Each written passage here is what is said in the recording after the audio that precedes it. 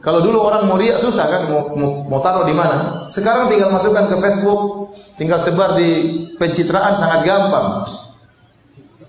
Jadi sekarang sarana untuk riak semakin mudah. Sungguh menakjubkan, mereka dahulu orang-orang yang soleh zaman dahulu, mereka menyembunyikan amal soleh mereka.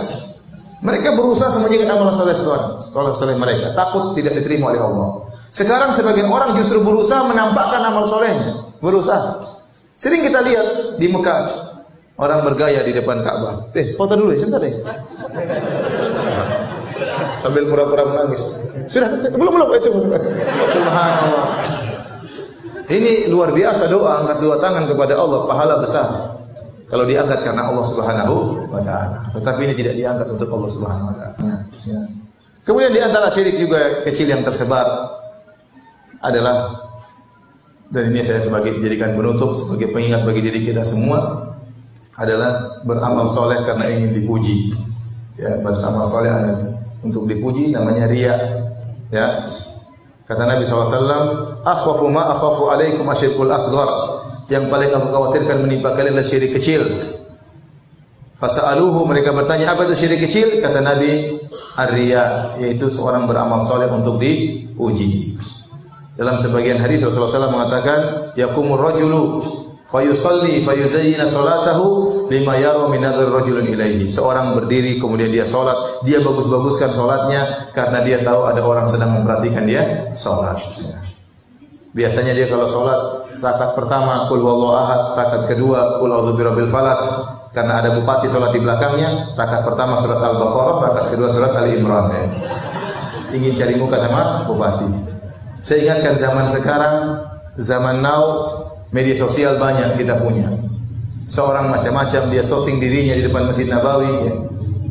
Kemudian dia pamer bahwasanya dia sedang umroh, bahwasanya dia sedang ini, bahwasanya dia sedang cium hajar aswad, bahwasanya dia sedang tawaf. Hati-hati. Itu semua bisa dalam rangka mencari pujian. Kapan kita melakukannya karena mencari pujian, maka pahala kita sia-sia. Sudah haji setengah mati, ngantrinya 15 tahun, riya lagi. Ngantri 15 tahun, duit banyak dikeluarkan, sudah jual sawah, jual mobil, ternyata riya. Haji supaya dipanggil sebagai Bu Haji saja. Sia-sia semua haji kita, hilang, tidak ada manfaatnya. Rugi kita datang jauh-jauh ke tanah suci hanya ingin dipanggil Pak Haji, hanya ingin dipanggil Bu Haji. Rugi jauh-jauh kita ke tanah suci naik haji, kenapa? Gak enak sama tetangga. Tetangga bilang apa? Punya uang banyak kok naik haji. Jangan. Kita hajian karena mencari ampunan dari Allah Subhanahu wa taala. Hati-hati, sebagian orang lagi iktikaf tulis di status jangan mengganggu, sedang iktikaf. Sudah ente matiin HP, enggak usah tulis begitu. Alhamdulillah meskipun hari begitu panas, Allah kuatkan langkah kakiku menuju masjid. Masya Allah. Ria ingin dipuji. Buang itu semua. Hidup cuma sekali. Amal soleh belum tentu diterima. Segala hal yang bisa membuka diri kita untuk pujian maka kita buang. Biasakan diri kita menyembunyikan amalan. Jangan suka cerita-cerita. Kita kalau sudah beramal soleh, setan datang gelitiki jiwa kita. Ceritain. Supaya apa? Supaya diakui. Saya kemarin toh, alhamdulillah toh, saya sudah umrah 2 kali. Ceritain. Saya kemarin berbakti sama orang tuaku. Cerita semuanya. Cerita. Waktu nyakiti hati orang tua tidak cerita. Waktu pelit sama orang tua tidak cerita. Jadi zaman sekarang ini ya potensi kemungkinan untuk berbuat riya semakin besar. Kalau dulu orang mau riya susah kan, mau taruh di mana. Sekarang tinggal masukkan ke Facebook, tinggal sebar di pencitraan, sangat gampang. Jadi sekarang sarana untuk riya semakin mudah. Sungguh menakjubkan, mereka dahulu orang-orang yang soleh zaman dahulu, mereka menyembunyikan amal soleh mereka. Mereka berusaha sembunyikan amal soleh mereka, takut tidak diterima oleh Allah. Sekarang sebagian orang justru berusaha menampakkan amal solehnya, berusaha. Sering kita lihat di Mekah, orang bergaya di depan Ka'bah. Foto dulu ya, sebentar deh. Sambil pura-pura menangis. Sudah, belum itu. Subhanallah. Ini luar biasa doa, angkat 2 tangan kepada Allah, pahala besar. Kalau diangkat karena Allah Subhanahu wa taala. Tetapi ini tidak diangkat untuk Allah Subhanahu wa taala. Ada lagi yang bergaya baca buku. Foto dulu sebentar. Apalagi masih jomblo, belum kawin lah. Jadi foto keren baru masuk. Wis, ini ikhwan rajin baca buku ya. Masya Allah.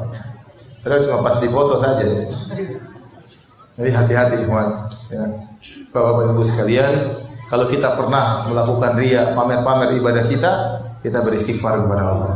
Semoga pahala kita dikembalikan oleh Allah. Meskipun kemungkinannya masih dipertanyakan.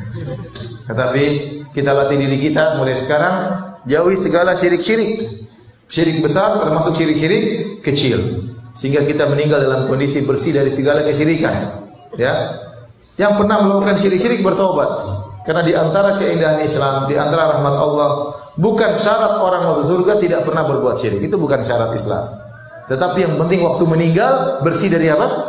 Kesyirikan. Karena banyak kita melakukan, kita pernah riya. Siapa di antara kita tidak pernah riya? Siapa di antara kita tidak pernah pamer? Kita pasti pernah. Ya. Makanya kita bertobat kepada Allah. Mulai sekarang kita berusaha bersihkan niat kita, jauhkan segala kesyirikan. Kalau di rumah ada jimat-jimat, buang jimat-jimat itu. Ada pamali-pamali, jangan bilang pamali-pamali, tidak boleh. Ya. Tidak boleh. Bilang-bilang pamali, itulah pamali. Ya. Tidak boleh. Sehingga kita jaga istri kita, jaga anak-anak kita, ya, agar mereka semua bersih dari kesyirikan.